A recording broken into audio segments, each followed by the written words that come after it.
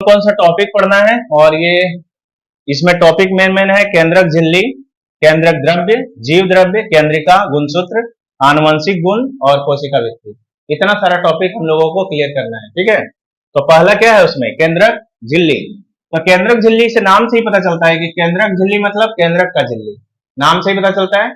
तो क्या है, केंद्रक चारों तरफ से एक दोहरी, दोहरी मतलब डबल लेयर वाला है ना, दोहरी झिल्ली से घिरी होती है। दोहरी मतलब दो बार अगर दिखाना है इसमें तो ऐसे दो बार दिखा सकते हैं।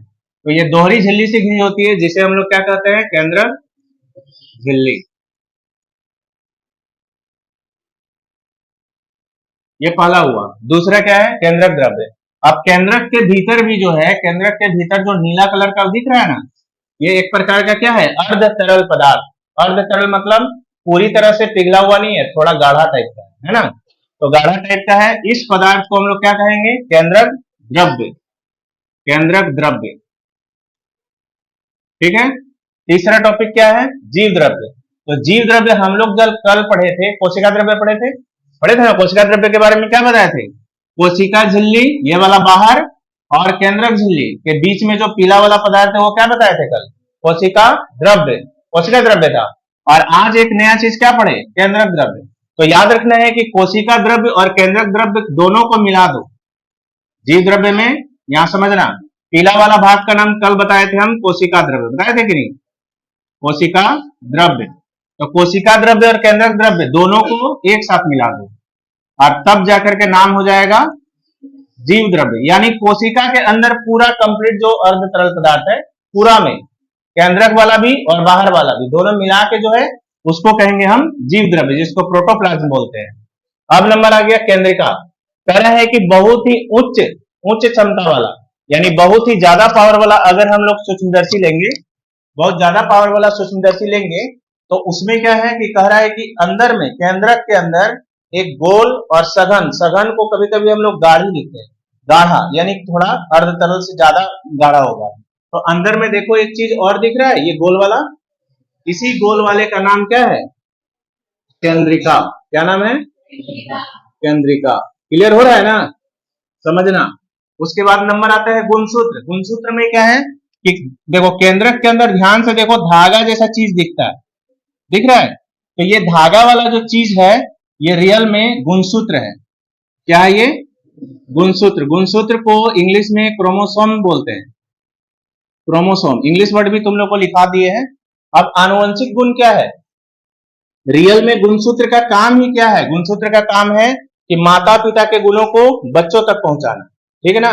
जैसे कि माँ बाप का गुण, हम लोग के अंदर जो भी जितने भी बच्चे हैं, हम भी किसी के बच्चे हैं ना, तो हम लोग जितने भी हैं तो सब क्या है, सबका, सब में देखना माता पिता का कोई ना कोई गुण मिलता है। जैसे चेहरा मिल रहा है, स्वभाव मिल रहा है, जो भी है ना। तो ये माता पिता का गुण आखिर बच्चों में आता कैसे है, तो वो आता है किसके द्वारा, गुणसूत्र के द्वारा। जो धागा जैसा जो रचना देख रहे हो ना, ये धागा जैसा जो रचना है, उसी धागा जैसी रचना को क्या बोलते हैं, गुणसूत्र। और ऐसे गुणों को जो माता पिता से बच्चों तक पहुंचता है, ऐसे गुणों को क्या बोलते हैं, आनुवंशिक गुण। और कोशिका भित्ति, कोशिका भित्ति है पादप कोशिका का। क्लियर हो गया ना। इसमें एक बार रिपीट कर देते हैं कि केंद्रक एक दोहरी झिल्ली से घिरा होता है, जिसे केंद्रक झिल्ली कहते हैं। केंद्रक द्रव्य, केंद्रक के अंदर जो अर्ध तरल पदार्थ होता है उसको केंद्रक द्रव्य कहेंगे। केंद्रक द्रव्य, और कल हम लोग कोशिका द्रव्य पढ़े थे।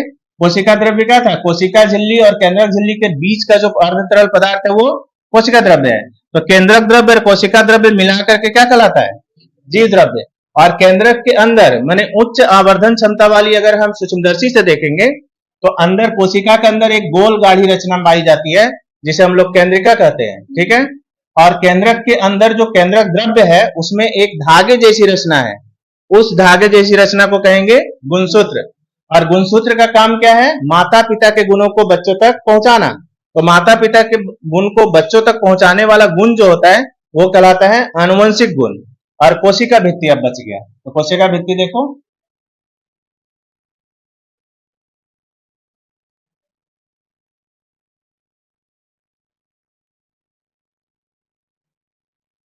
कोशिका भित्ति जंतु कोशिका में नहीं पाई जाती, इसलिए हमको ये चित्र निकालना पड़ा। ये किस चीज का चित्र है, पादप कोशिका। पौधों में पाई जाने वाली कोशिका को पादप कोशिका कहते हैं। तो पौधों की जो कोशिकाएं होती है उसके बाहर एक कड़ा आवरण होता है, दीवार जैसा, है ना, जो ज्यादा गहरा रंग का हरा है ना, उसी का बात कर रहे हैं। और इस आवरण को क्या बोलते हैं? कोशिका भित्ति। इसको इंग्लिश में क्या बोला जाता है? Cell wall. देखो इंग्लिश वर्ड लिखवाए होंगे आप। क्या है ये? Cell wall. ये सेल वॉल का काम क्या होता है? सेल वॉल का काम है बाहरी वातावरण से कोशिका की रक्षा करना या पौधों की रक्षा करना। जैसे देखोगे कभी मौसम बदल जाता है, वर्षा होने लगती है, बहुत धूप होने लगता है, तो उस सबसे बचाने का काम कौन करता है? कोशिका भित्ति। क्लियर हो गया? ठीक है, आ रहा समझ में ना? और अगर तुम लोग कल अच्छे से समझ जाते हो तो कल तुम लोग का ये काम रहा कि कल तुम लोगों को वीडियो में भी बोलना है। देखेंगे कल कौन समझा पाता है। जो आज समझाए हम, वो कल तुम लोगों को समझाने का कोशिश करना है। देखेंगे कौन बच्चा समझा पाता है। ठीक है ना? जैसे हम बोल रहे हैं उसी तरह। कोई दिक्कत? हाँ, तो कल थोड़ा सा देख के आओगे।